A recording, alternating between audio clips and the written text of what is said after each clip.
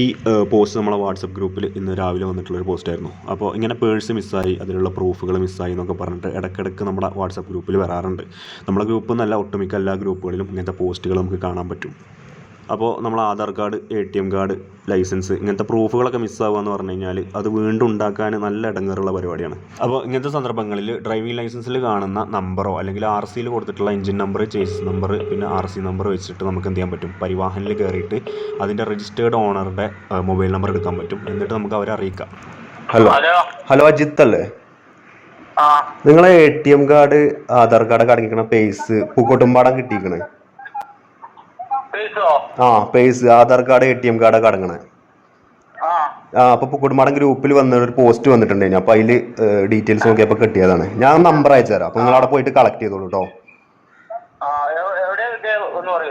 അത് Pookkottumpadam petrol pump എന്ന് പറഞ്ഞിട്ടാണ് അതിൽ കാണിക്കണത്. എവിടെയാ കറക്റ്റ് അഡ്രസ്സ് അറിയില്ല. ഞാൻ ആ നമ്പർ നിങ്ങൾക്ക് ഏതായാലും അയച്ചുതരാം.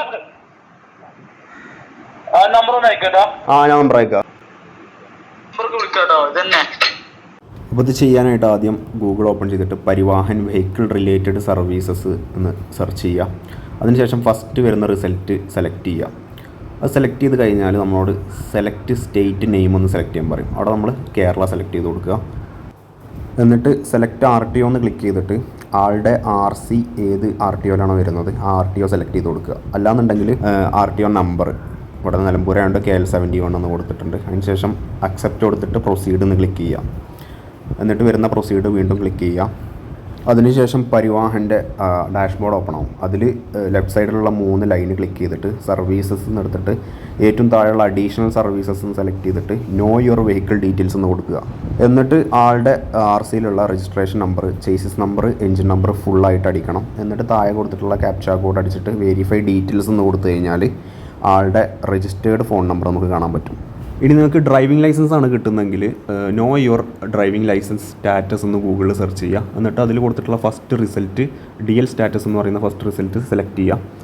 എന്നിട്ട് ഈ ഒരു ഇൻ്റർഫേസ് വരും. അതിൽ ഡ്രൈവിംഗ് ലൈസൻസ് നമ്പർ അടിച്ചു കൊടുക്കുക. അതുപോലെ തന്നെ ഡേറ്റ് ഓഫ് ബർത്തും തെറ്റാതെ ഡ്രൈവിംഗ് ലൈസൻസ് നോക്കിയിട്ട് അടിച്ചു കൊടുത്തിട്ട് താഴെയുള്ള ക്യാപ്ചാ കോഡ് അടിച്ചിട്ട് ചെക്ക് സ്റ്റാറ്റസ് എന്ന് ക്ലിക്ക് ചെയ്യാം.